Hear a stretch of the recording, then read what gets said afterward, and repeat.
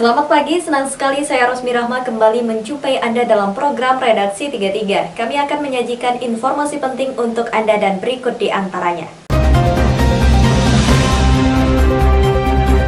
Sudah bulan Maret, ratusan kontraktor rekanan pemerintah Kabupaten Kutai Kartanegara masih belum juga menerima pembayaran atas kerja mereka tahun 2020 lalu. Para kontraktor berharap pemerintah memenuhi janjinya.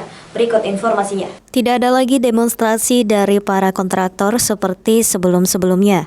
Tapi ratusan kontraktor tetap gelisah karena sampai bulan Maret pekerjaannya tahun 2020 lalu belum juga dibayar oleh pemerintah Kabupaten Kutai Kartanegara. Jumlah kewajiban Pemkab Kukar disebut-sebut sekitar 305 miliar lagi. Jumlah itu harus dibayarkan kepada sekitar 300-an kontraktor. Namun belum ada data pastinya karena ada yang menyebutkan jumlah kontraktor yang belum dibayarkan haknya ada 1.500-an. Pemkab Kukar sendiri tidak menyangkal adanya keterlambatan bayar pekerjaan proyek tahun 2020 lalu. Pemkab siap membayar, namun karena ada mekanisme birokrasi yang harus dilewati, lantaran jatuh tempo pembayaran sudah terlewat. Semestinya semua kontraktor dibayar dengan anggaran tahun 2020, tetapi karena belum terbayar dilimpahkan menggunakan tahun anggaran 2021. Sampai hari ini progresnya berangkat dari telaan BPKP, BPK, kemudian surat dari Menteri Keuangan perihal pembayaran kita ini ditindaklanjuti oleh Bawaskap yang alhamdulillah visitnya kemarin itu reviewnya berakhir tanggal 11. Nah, sekarang kelengkapannya udah di OPD masing-masing. OPD masing-masing sampai hari ini masih merekap kelengkapan. Nah, nanti setelah proses kelengkapan tersebut akan dikonsultasikan di BKD perihal DPA-nya. Hanya saja sampai hari ini pihak Pemda menunggu balasan surat dari DPR yang perihal minta persetujuan pembayaran. Kalangan DPRD Kutai Kartanegara juga meminta Pemkab segera menyelesaikan kewajibannya. Para anggota DPRD mendukung Bupati Edi Damansyah dan wakilnya Randy Solihin mengambil langkah-langkah yang dibolehkan aturan hukum. Dari kasusnya mencuat bahwa semua kontraktor itu rata-rata tidak dibayar, padahal mereka sudah bekerja dan sudah ada SP2D dan seterusnya, tapi tidak jadi dicairkan. Ini kan jadi polemik, sehingga kami di DPR memfasilitasi itu. Artinya bahwa tidak ada lagi kata-kata lain bahwa menunggu rekomendasi. Karena ketika DPR sudah memfasilitasi, berarti DPR itulah menjadi yang pertama dan utama bahwa itu menyatakan itu dibayarkan. Kita kemarin tidak harus menunggu sampai bulan 3, tapi di bulan 1 pun kalau bisa dibayar diselesaikan. Tidak harus menunggu rekomendasi. Tidak mesti kan dibayarkan saja. Toh nanti pun juga nanti ketemunya kalau misalnya itu dirubah secara parsial dan masuk di anggaran perubahan APBD tahun 2021, tentu kan itu kan nanti juga akan dibahas DPR. Kemarin itu kan sudah melalui proses. Kenapa melalui proses? Karena bahwa DPR itu sudah memberikan saran, sudah memberikan pertimbangan, sudah memberikan rekomendasi bahwa boleh diselesaikan. Dan Tim Kaltim TV, Hardin melaporkan.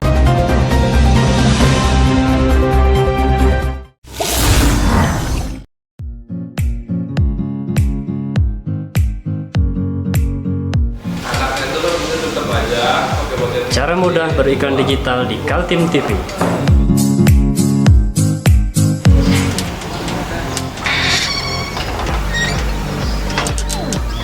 Yang pertama, jadilah sahabat Kaltim TV.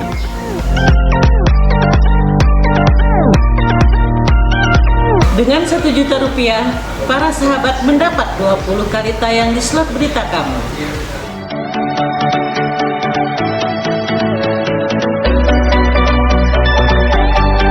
Dengan 20 detik dapat menjangkau 20.000 penonton. Anda beruntung karena mendapat kesempatan perdana dari kami. Ayo jadilah sahabat Kaltim TV.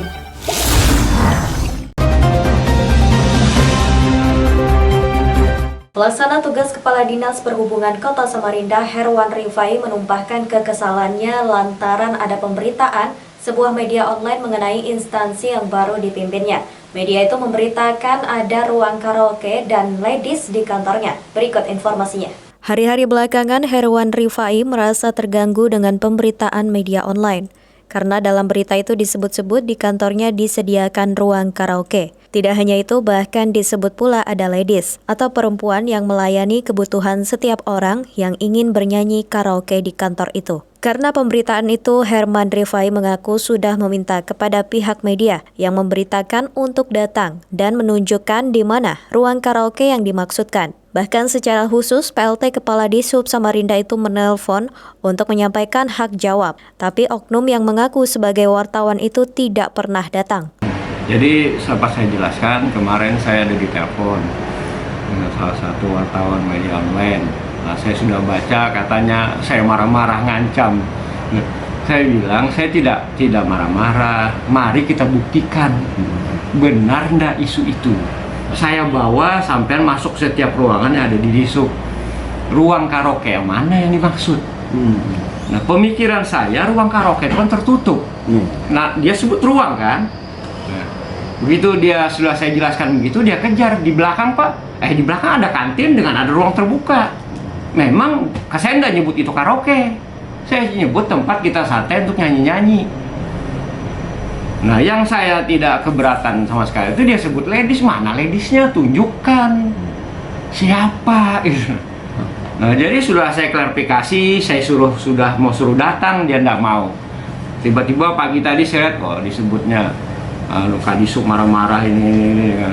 Ya sudahlah, saya bilang, tidak ada masalah, saya bilang. Jadi kita buktikan aja, sekarang kita buktikan. Teman-teman wartawan datang ke kantor saya terima dengan baik, kita tinjau setiap ruangan.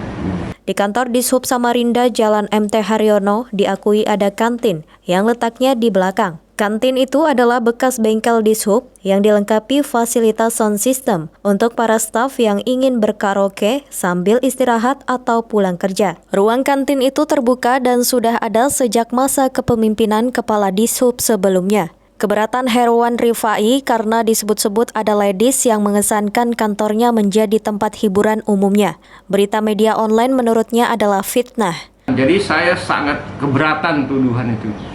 Sangat keberatan gitu. Kalau mau datang sini sama-sama, saya bilang siapa sih yang melapor? Oh, itu kode etik jurnalistik. Oke, silahkan, enggak apa-apa. Tapi kamu minta datang. Enggak berani datang dulu kemarin. Dia enggak datang. Sampai saya telepon ada WA-nya masih. Dia nelpon, tidak ada nomor, tetap saya angkat. Lah begitu saya balik nelpon, tidak diangkatnya. Saya WA, kenapa tidak datang? Sibuk ngetik. Kalau begitu saya bilang enak betul orang memfitnah, melempar orang kan. Coba cross check dulu, datang ke kantor saya bilang. Mari, saya lain tidak pernah nolak, kan tahu sendiri teman-teman. Pernahkah saya menolak orang ke sini? Herwan Rifai mengaku belum tergerak untuk mengadukan masalah pemberitaan itu kepada Dewan Pers. Dia menganggap para wartawan dan media adalah mitra pemerintah. Namun diharapkannya agar dalam menyampaikan berita disertai dengan keseimbangan. Tim Kaltim TV, Hardin melaporkan.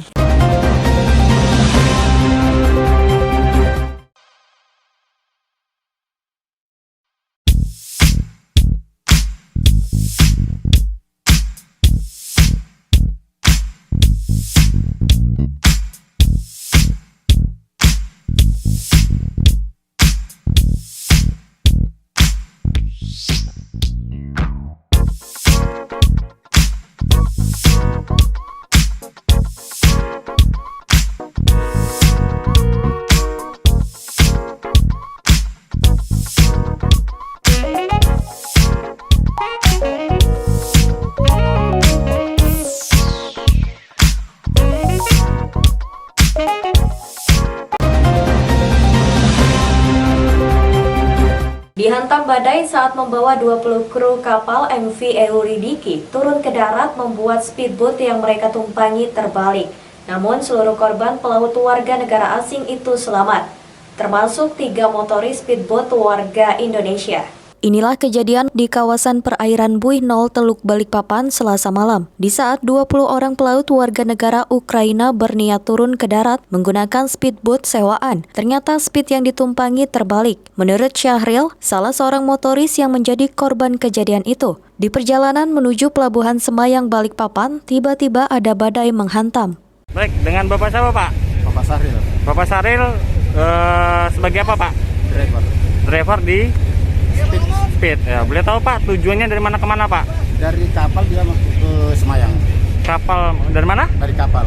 Kapalnya posisi dari mana? Di apa? Di OB kemarin. OB. Ya. OB ke Semayang. Ya. Nah, untuk kejadian gimana itu Pak? Kejadiannya tiba-tiba bisa dihantam badai. Hantam badai tiba-tiba. Tiba-tiba. Begitu lepas dari kapal dihantam badai.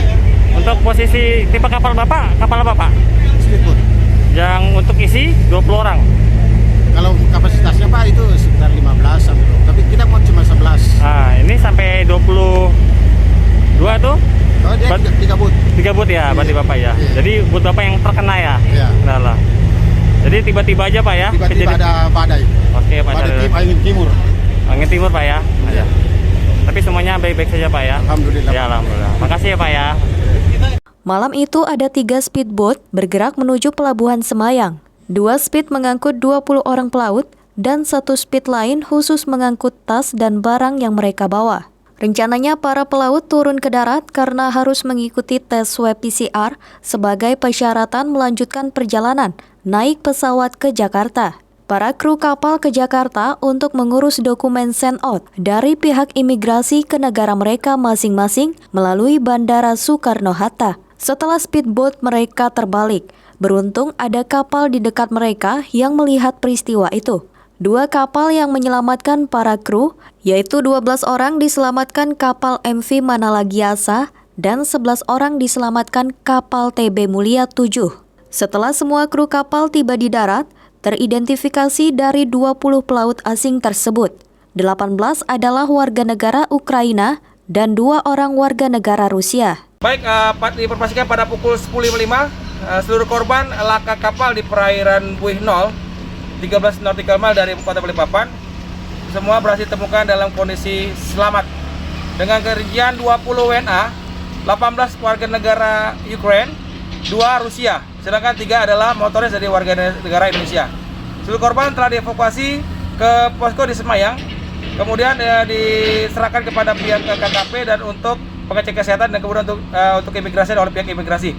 Dengan demikian pada pukul 10.55 korban tersebut selamat, operasi dinyatakan tutup dan seluruh kesatuan dikembalikan ke kesatuannya masing-masing. Sekian. Tim Kaltim TV melaporkan.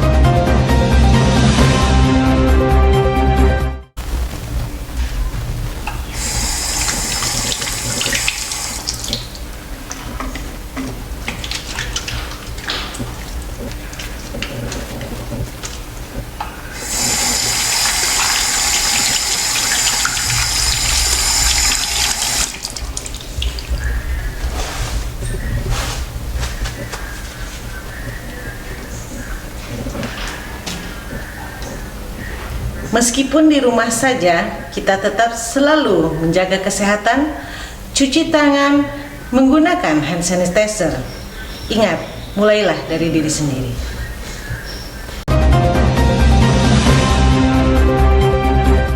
DPRD Kaltim sudah siap menggelar pelantikan Wakil Ketua DPRD pengganti Andi Harun yang kini menjadi Wali Kota Samarinda.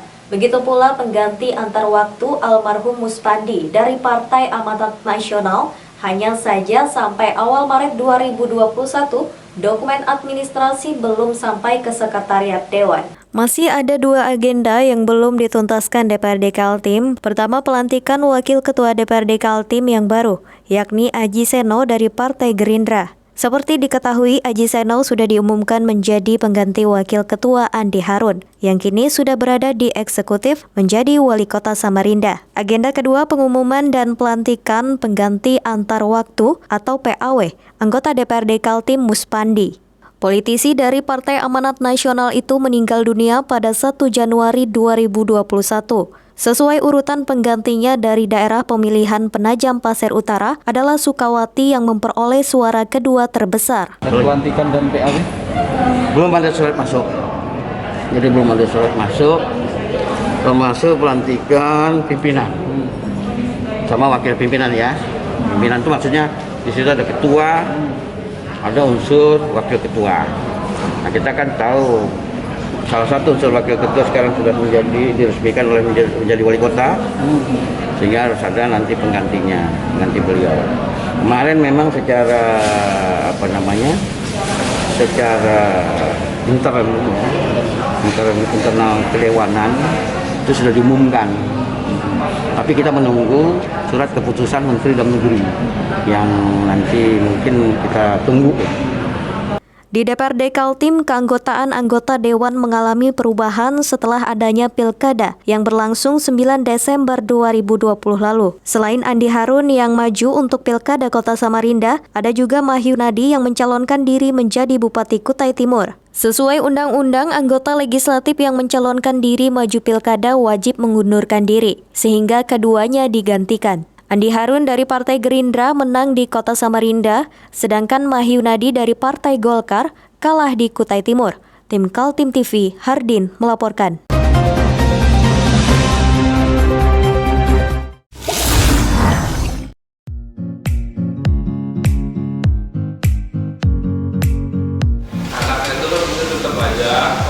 Cara mudah beriklan digital di Kaltim TV.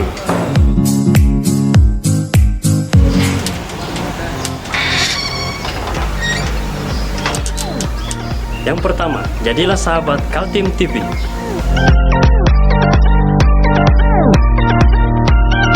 Dengan Rp1.000.000, para sahabat mendapat 20 kali tayang di slot berita kamu.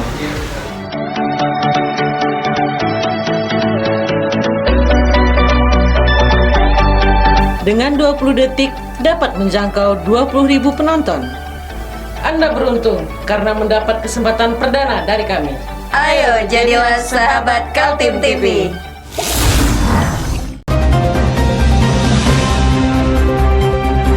Persidangan kasus illegal logging di Pengadilan Negeri Tenggarong, Kabupaten Kutai Kartanegara masih berlangsung. Pengacara terdakwa Bardi menganggap dalam kasus itu kliennya hanya sebagai korban yang dikriminalisasi.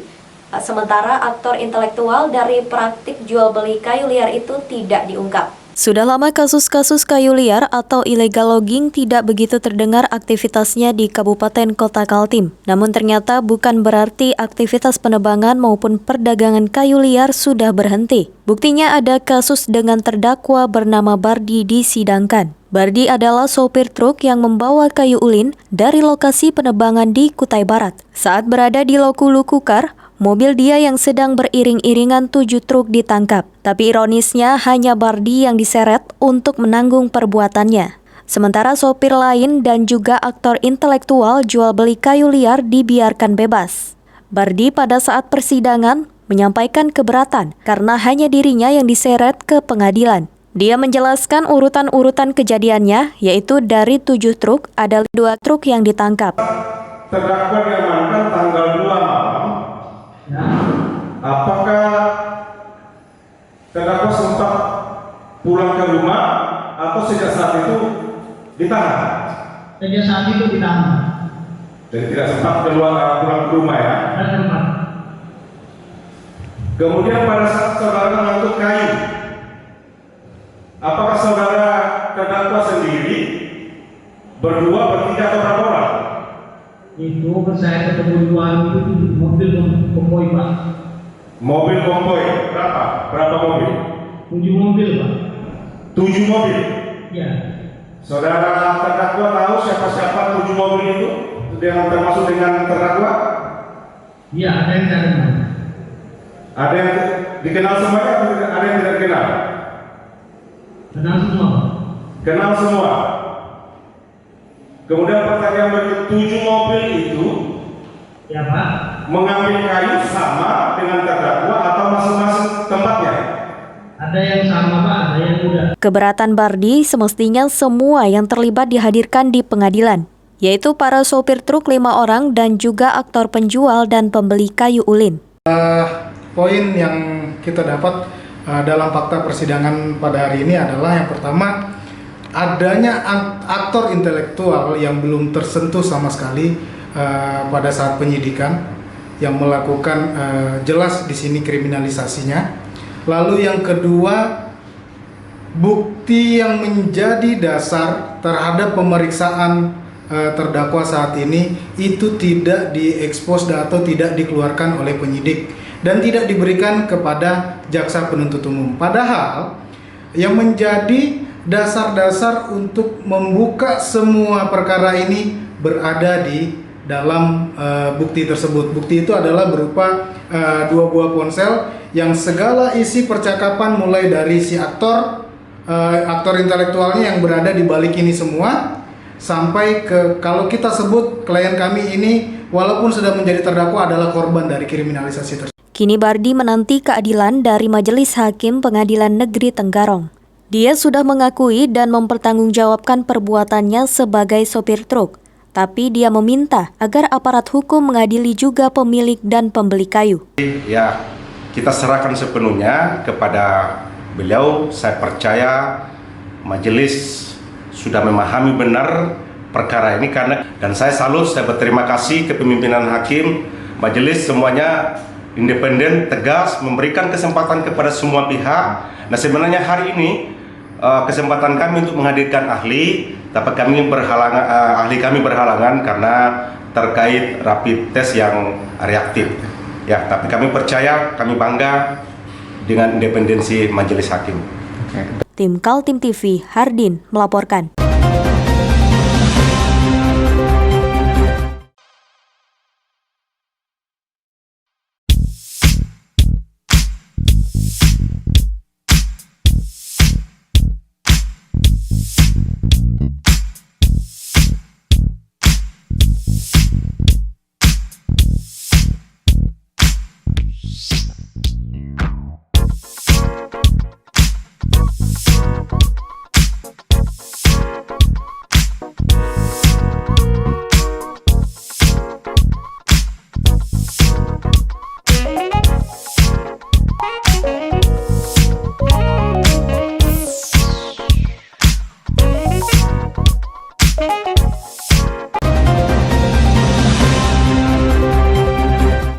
Demikian redaksi 33 edisi kali ini. Informasi lainnya dapat Anda simak melalui situs website kami www.kaltim.tv, channel YouTube dan fanpage Facebook Kaltim TV.